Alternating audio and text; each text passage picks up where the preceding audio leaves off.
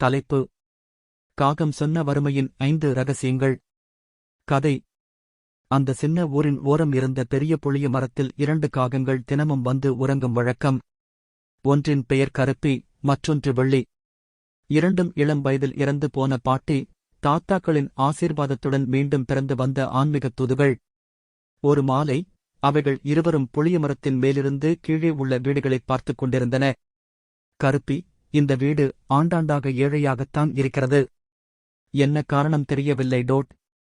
வெள்ளி: ஆழமா பார்த்தால் தெரியும். மனிதர்களுக்கே தெரியாத சில ரகசியங்களை நாம் தான் சொல்ற நேரம் வந்திருக்குது போல இருக்கே. அந்த இரவு முழுக்க அவை இருவரும் பேசிக்கொண்டன. மரத்தின் அடியில் இருந்த ஒரு முதியவர் தூங்கும் போது அவன் கனவில் அந்த 2 காகங்களின் உரையாடலைக் கேட்டார். காகங்கள் சொன்ன ஏழை நிலைக்கு காரணமான 5 ரகசியங்கள். 1. நன்றி மறத்தல். அவன் பெற்றதற்குப் பின்பு நன்றி சொல்ல மறந்து போறான். தந்தை, தாய், குரு யாரும் நினைவில் இல்லை. ஒரு மனிதன் நன்றி கெட்டவனாக இருந்தால் சக்தி வந்தாலும் அது நிலைக்காது. 2. இரக்கம் இல்லாமை. வீட்டின் பக்கத்து வீட்டில் ஒரு பசிக்குரலுக்கு சாதம் கொடுக்க மாட்டான். தனது அடங்காத விருப்பங்களுக்காக லட்சங்களை செலவழிக்கிறான். இதயத்தில் இரக்கம் இல்லாதவன் எப்போதும் வறுமையை எதிர்கொள்வான். 3. சம்பாதிப்பதை மட்டும் நினைத்தல். அவன் ரொம்ப வேலை செய்கிறான், ஆனால் பணத்தை மட்டும் நோக்குகிறான். தர்மம் இல்லாமல் பணம் வந்தாலும் அது நிழல் போலி. நிலைத்த வளம் தருவதில்லை. 4. அவசர ஆசைகள். ஒரே நாளில் பெரியவனாக வேண்டும் என்று நினைத்தான். கடன் வாங்கி வீடு கட்டினான், ஆனால் சமையலறை காலியாக உள்ளது. ஆசைகள் மிஞ்சினால் வறுமை நிழலாக பின்தொடரும்.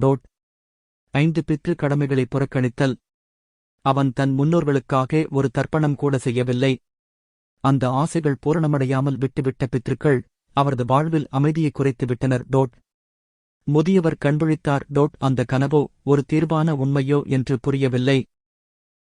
ஆனால் அன்றே முதல் முறையாக அவர் தன் முன்னோர்களுக்காக ஒரு சிறிய தர்ப்பண சடங்கு செய்தார்.